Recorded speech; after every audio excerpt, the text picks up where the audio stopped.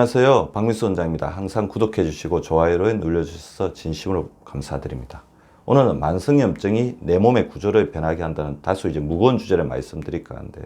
저희 병원에 수많은 만성염증 환자들이 찾아오십니다.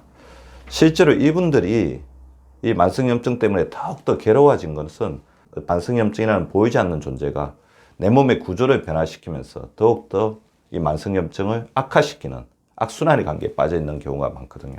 만성염증이 내 몸의 구조를 변화시키면 변화된 내 몸 구조가 또 만성염증을 악화시키는 그 악순환 자체가 어떻게 보면 만성염증의 만성화되는 단계라고 볼 수가 있습니다.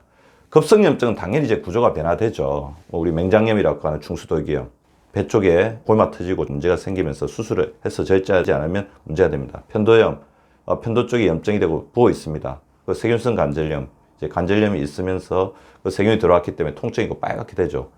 근데 급성염증의 구조 변화는 치료가 되면 대부분 이전으로 돌아갑니다. 깔끔하게 치료가 잘 되면요. 그런데 만성염증이 만드는 구조 변화는 어떻습니까? 서서히 진행되지만 이게 고착화되거나 변형이라든지 어떤 구조상의 변화를 초래할 우려가 있다는 것들이 점점 밝혀지고 있습니다. 자, 만성염증이 만드는 구조 변화 좀 살펴보면요. 일단 관절염이 있습니다. 당연히 오래 쓰고 그러면 관절 쪽에 연골이 닳고 이 부분에 염증이 생기면서 딱딱해지고 나중에는 이 퇴행이 된다고 그러죠. 그런데 이 만성염증을 일으키는 대표적인 것 중에 하나가 비만인데요.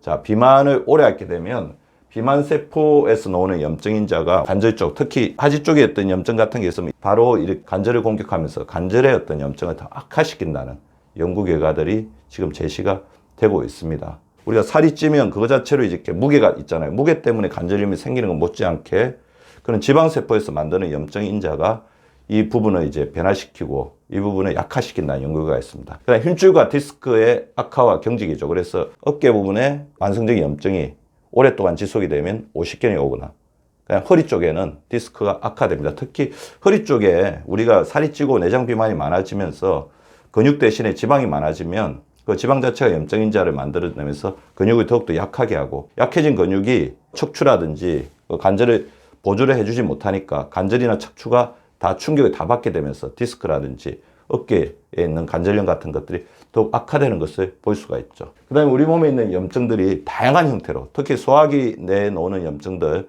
이런 부분들이 오랫동안 지속이 되면 담석이나 혈관의 스케아, 신장결석, 요산 통풍과 같은 그 염증이 오래되면 돌의 형태로 다양하게 나타나는 부분들을 볼 수가 있는데 이 부분은 좀 연구가 조금 더 필요하지만 어쨌든 염증이 많은 사람들이 담석이나 신장의 결석이나 요산의 통풍 그 다음에 혈관 쪽에 어떤 스케아로 인한 동맥경화로 가는 그런 어떤 문제들을 더 많이 일으킬 수가 있습니다. 그리고 대표적으로 염증에 관련된 구조 변화의 가장 대표적인 게 셀룰라이트죠.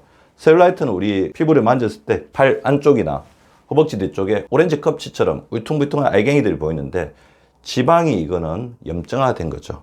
지방이 염증화된 게 셀룰라이트입니다. 호르몬의 결핍이나 특히 성장 호르몬이나 성호르몬의 결핍, 그다음에 혈액순환의 장애가 이런 어떤 셀룰라이트를 더 악화시킵니다. 그리고 신체에 있는 벽들은 염증인자하고 굉장히 많이 닿게 됩니다. 특히 혈관에 있는 염증인자하고 닿게 되면서 고혈압, 당뇨, 고지혈증 그 외에 혈관에 여러 가지 염증인자에 닿으면서 혈관 자체의 벽이 딱딱해지고 좁아지는 동맥경화가 일어날 수가 있고요. 장에도 염증성 물질들이 많아지면 장점막이 균열이 생기면서 장점막이 누수로 인해서 전신 혈관 염증으로 갈 수 있습니다.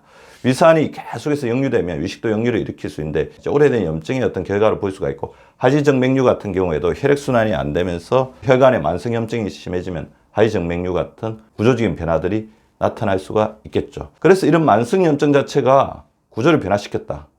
우리 치료법이 뭐가 있겠으면 두 개죠. 만성염증을 줄이면 됩니다. 두 번째는 또 구조 자체를 다시 변화시켜서 만성염증을 줄이도록 하는 것도 하나의 방법일 수가 있습니다. 일단 지방을 줄여야 되죠. 지방을 줄이면 염증 때문에 혈액순환의 장애라든지 호르몬의 문제 때문에 지방세포가 늘어나고 자기의 어떤 잘못된 식이습관 때문에 지방이 늘어나가지고 염증인자를 계속 만들어낸다고 하더라도 지방을 자기가 절식과 유산소 운동을 통해서 줄이게 되면 염증을 줄일 수 있습니다. 근육을 늘려야 됩니다.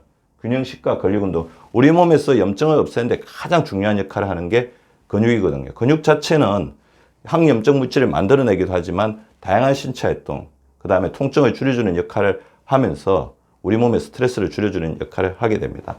근육을 늘려주셔야 되죠. 근육운동, 균형식, 그 단백질과 식이섬유를 충분히 드셔주시는 게 필요합니다. 혈액을 순환하게 되면, 그러니까 우리가 염증이 있으면 혈액순환이 떨어집니다. 근데 반대로 혈액을 순환시키는 충분한 걷기, 저는 이제 제일 중요한, 혈액을 순환시킬 때 가장 중요한 게 걷기라고 봅니다. 걷게 되면 우리 혈관도 뛰게 됩니다. 그리고 충분한 수분 섭취를 통해서 혈액을 맑게 유지해 주는 게 중요하겠죠.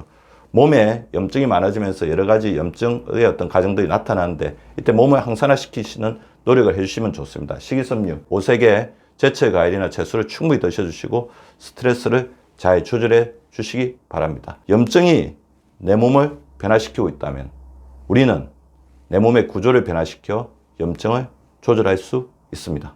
구독과 좋아요는 박미수 박사 TV를 지속시키는 생명력입니다. 많이 구독해 주시고 좋아요를 눌러 주시기 바랍니다. 항상 감사드립니다.